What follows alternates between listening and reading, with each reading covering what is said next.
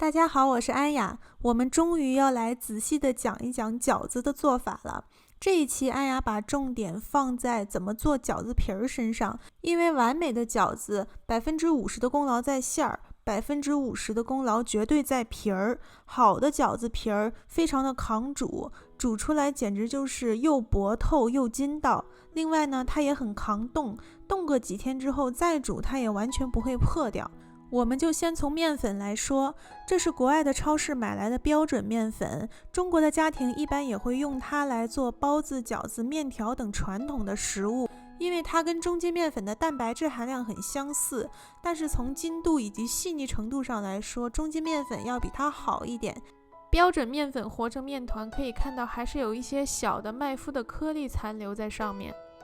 对于新手来说，这种专业的饺子粉是首选，因为它筋度高，杂质少，它做出的饺子皮的质量非常的好。其次，中筋面粉也是中国大部分传统面食的首选的原料，如果都没有，那么就用标准面粉也可以。安雅会在面粉中加一些东西来缩小几者之间的差别。400克面粉加入5克盐、20克蛋清，这两者可以让面粉变得更细腻，并且精度变得更强。另外准备约200毫升的冷水，慢慢的加入到面粉里，先别一次性加完。筋道的饺子皮的水含量一般占面粉的45%到48%之间，绝对不超过50%。我们最后留几克，先视面团的状态而定。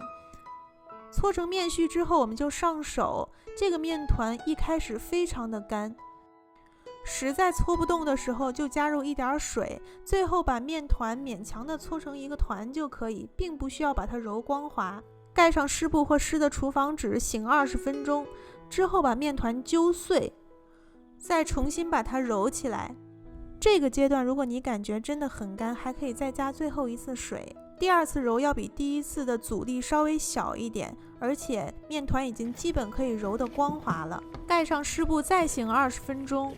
第3次揉的时候，面团的阻力会更小，并且很容易揉的表面更加的光滑。每一次揉其实就揉个1-2分钟就好了。这种边醒边揉的方式可以让面团的精度变得更高，饺子皮呢就不容易破。第4次揉面，随便揉几下就非常的光滑了。这样的面团醒的时间越久，就越容易揉光滑。中筋面粉的面团主要是靠醒来出筋，这与高筋面粉还略有不同。第5次我们把它移到案板上面，还是稍微揉一下，做一个基础的整形。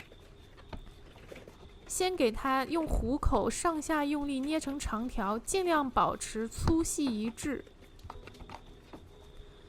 用刀从中间剖成2半，不用的那一半先用湿布盖着，另一半呢整形一下，搓成细长条，用刀来下剂子。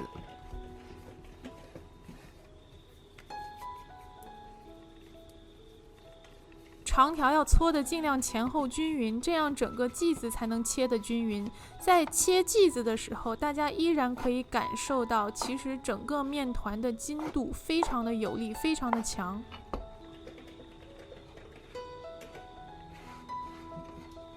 在案板上撒大量的手粉，保证剂子能充分的沾上手粉，这样按的时候才不会粘住案板。用虎口把剂子按扁，尽量摁得圆一些，然后我们就可以来擀皮儿了。擀皮儿的步骤安雅不一一赘述了，但是呢，安雅可以放一个慢动作，大家可以自己练的时候慢慢的体会。这个呢是一个熟练的活计，其实你练个2-3次就可以擀得很好了。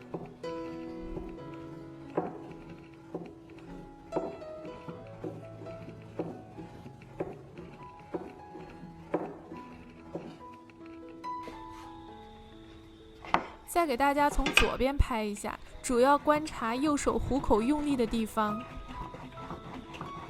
这样擀出的饺子皮儿又薄又细，筋度又好，口感也一定不错。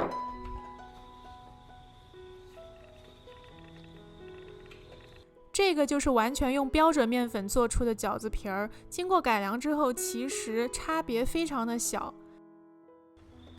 如何拌饺子馅儿、包饺子、煮饺子，我们统一放在下一个视频再讲。安雅花了一整集来讲饺子皮儿，无非是想向大家传递一个信息：好的饺子皮儿绝对会提升饺子的口感，让整个饺子吃起来非常的高级。